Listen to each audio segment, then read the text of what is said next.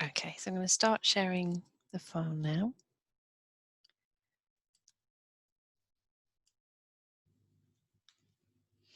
Okay, so I'm going to start with the ALVA research. That's the Association of Large Visitor Attractions, and what they've been doing is collecting visitor intentions for coming back to museums and heritage sites since April, and then they've been publishing this research every month. So I'll start with that and kind of looking at the challenges that this raises for museums, particularly in terms of family visits. And then I'm going to look at some ways that UK and international museums have overcome some of these challenges raised by the survey. So let's start with the survey information. So confidence in visiting outdoor attractions is still higher compared to indoor attractions, and a lot of that concern is around how other visitors will behave when you get on site. Having a warm welcome and patience from staff is been important in all of the surveys, as is bringing flexibility to bring your own food. And we do know that families are more likely than any other museum audience to want to bring their own food, particularly if they've got younger children visiting with them. In the July survey, there's been a demand for services. So not surprisingly, toilets came out the top service that people wanted to see, followed by interactives, audio guides and cafes. 47% of respondents felt that their visit would be less good without interactives, and actually 22% felt that they wouldn't want to visit at all if there were no interactives available. 53% of respondents felt anxious about using interactives, and the good news is that 5%, there's been a 5% raise in the confidence in and families wanting to return back to museums. That's really good news. So let's think about ways that you can overcome some of the challenges that have come out of the ALVA research. So first of all, information that you might want to have on your website. So obviously the government guidelines say that having clear information about what visitors can expect on site in terms of safety measures, and also whether people have to pre-book, is really important. But we have noticed that a lot of museums are putting this information on their home pages, but not on their families pages or their access pages. So just making sure that information is consistent throughout your website, because different audiences might access different pages of your website, not just the home page first. As well as safety considerations and things that you have in place, thinking through how a family might actually want what facilities they might want to have on site, and what kind of restrictions might be in place which would impact on their visit. So the Museum of London, for example, they've got quite a good families page, and they've thought through about families. So for example, they have a cafe which you can go and get takeaway food, but their restaurant isn't open at the moment, so they've made that into an indoor eating picnic space, which is really good for families. They usually have a buggy park in their entrance, which is not going to be available at the moment. So they've said that families can just bring their buggies around the galleries.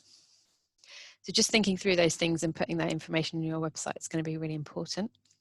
Another way to kind of clearly communicate that you're safe and welcoming is by creating a welcome film. There's some really good examples of these. So Chester Do, for example, is really playful, as is the RAF Museum, and the Museum of Royal Worcester really kind of shows you how families can kind of interact on site, what kind of activities they can do, concerns that they might have in terms of space, and how to overcome those. So they kind of thought this through really well on their welcome film. If you can't have a film on your website, then maybe having a visual story might be another way that you can communicate this information to families. So visual stories you might already have on your access pages, which are simple documents, which have images and simple text explaining how visitors might arrive on site. So from different transport hubs, maybe walking or going through the car park, what they might expect when they get on site, and also what facilities are available. So another way to communicate clearly to families is through your social media. So for example, featuring families having fun when you are reopened, and kind of what activities are available is really important. And also if you get any families actually tagging you in when they've gone for a day out, making sure that you're sharing these more widely to kind of have that really strong message that you are open, you are welcoming, and families are still having a good time on your site. I quite like this example from the Yorkshire Air Museum. When they reopened on the 4th of July, they actually got a young super fan who came dressed up in his Top Gun outfit. He reopened the museum and they got some really good coverage on local TV and radio networks, which also raised their profile.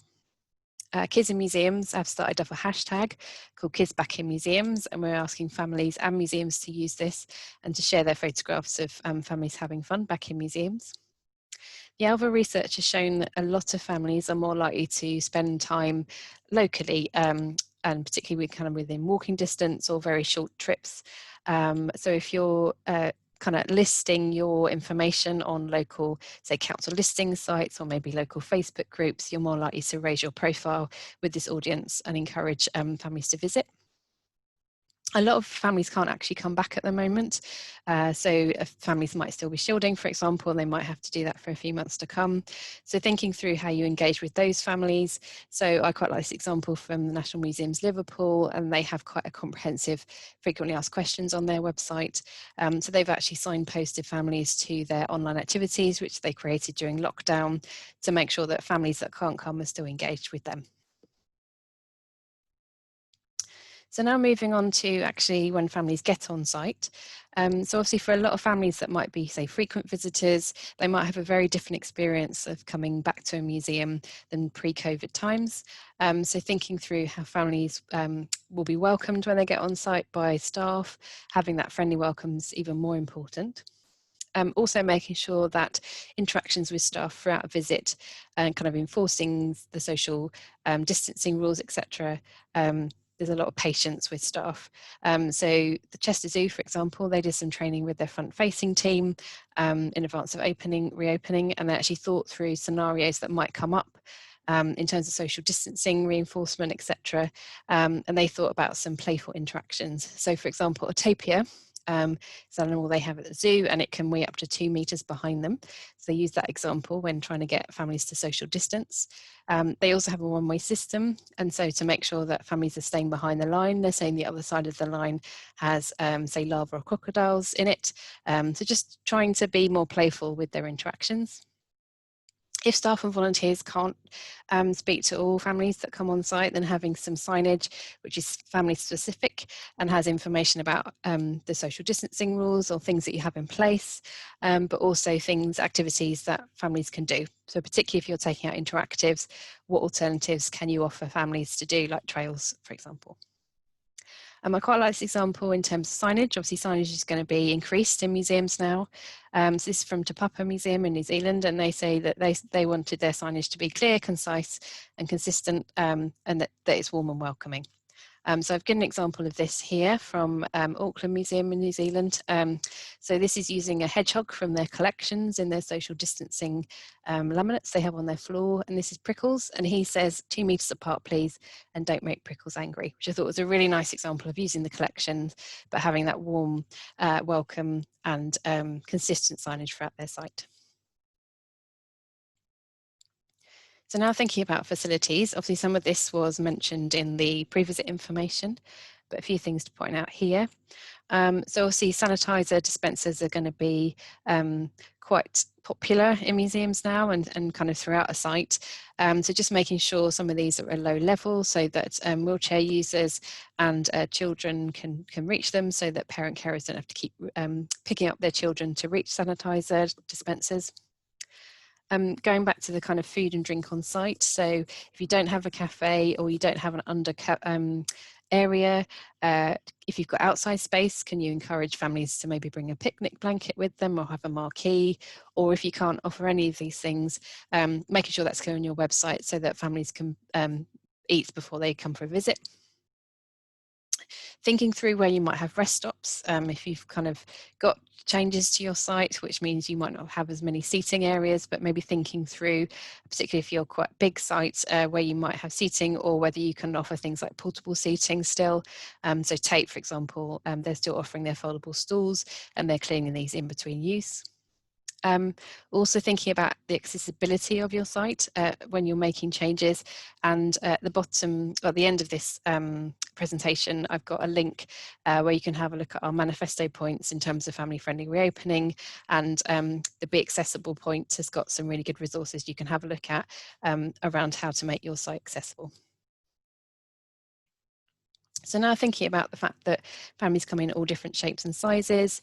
So particularly if you are a charging site, so you charge for entry, for example, thinking through about your ticketing so that it is flexible. We have come across a Guardian article which stated that for a lot of single parents, they're finding ticket costs a real barrier for them to visit, because actually there's not a lot of difference between what they'd be paying as a single parent compared to, say, two parents and 2 or 3 children. Also thinking about whether you can offer discounts for families to come back during the summer.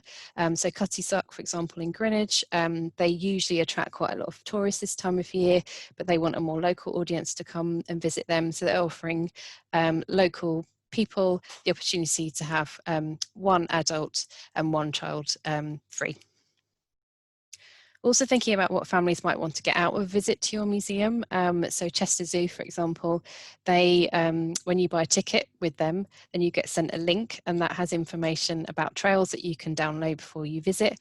And they've thought through some different types of experiences that families can have through doing these trails. So they have a play-based trail, they have a wellbeing trail, and also a learning trail. They've also thought about things that families could do together on a journey, particularly to try and overcome sort of anxiety that children might have about coming back to a museum, so having something to do on a journey. And also thinking through whether you want to offer, say if you are doing time slots, having a families only time slot. So I know some of the museums in Manchester, for example, they do quite a lot of early years work, and they're thinking through whether they can just offer a morning where it's parents with early years children only.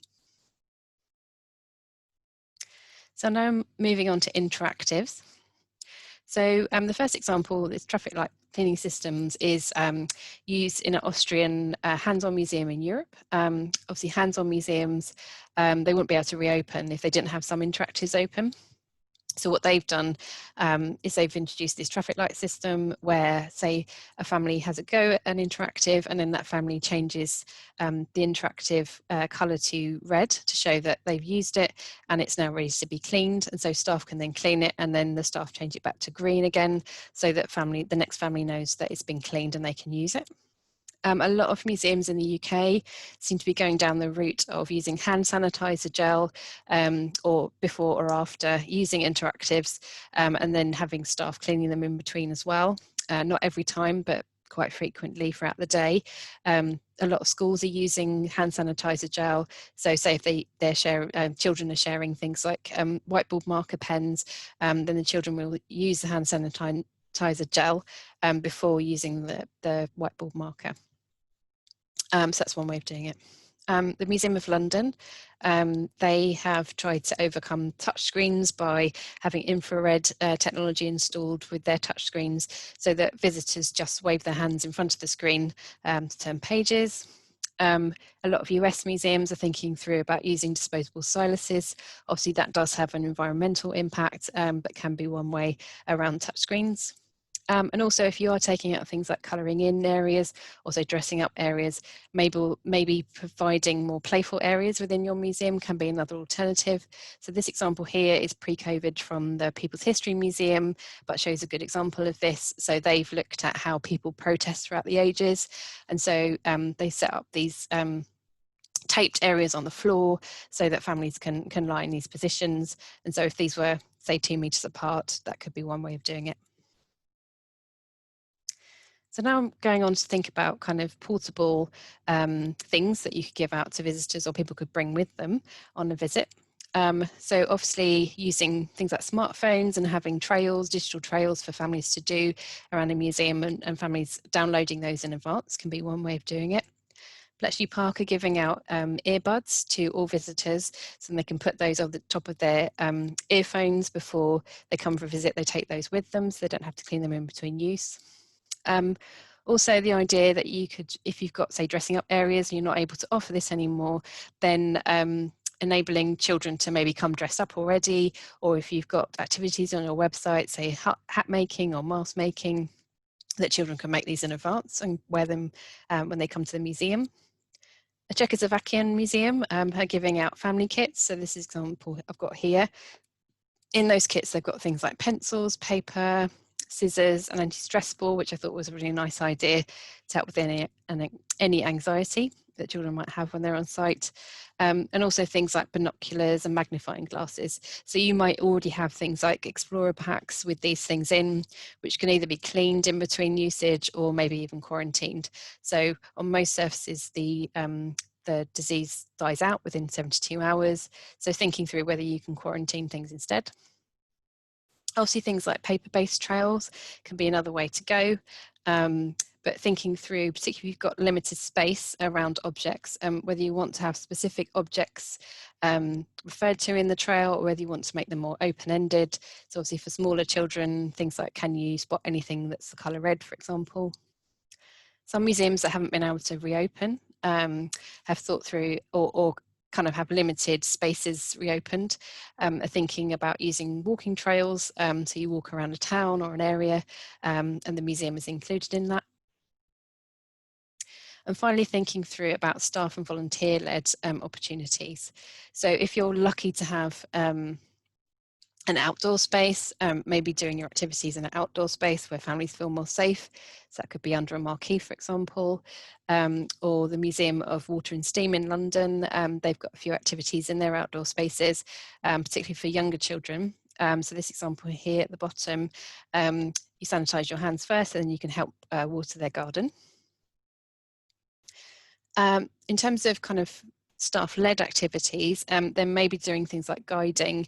So the Museum of the Royal Dahl Museum, for example, they have a lot of hands-on areas in their museum. And so what they've decided to do is have family bubble tours around the museum instead. Obviously, we talked a bit in terms of the Cheshire Zoo example, Chester Zoo, with kind of playful interactions with staff. So some of the hands-on museums in Europe, for example, are getting the children to show the staff how they wash their hands, because obviously most children know how to do that really well now before they start activities. If you want to do things like craft activities, then having, say, a plastic wallet with all the things they might need to make their craft activities rather than sharing things, which obviously you can't do, is something that some of the US museums are doing. A lot of US museums are also thinking through whether they can do foot-based activities. So say, for example, could you do object handling but using your feet instead? And then it can be a really good opportunity to try something temporary because of the COVID restrictions. And so things like using chalk, for example. So again, sanitizing your hands, using chalk, something that can be washed away from outside spaces. So has anyone got any questions? Now what I'm going to do is just give an overview of some of the things that we've got coming up.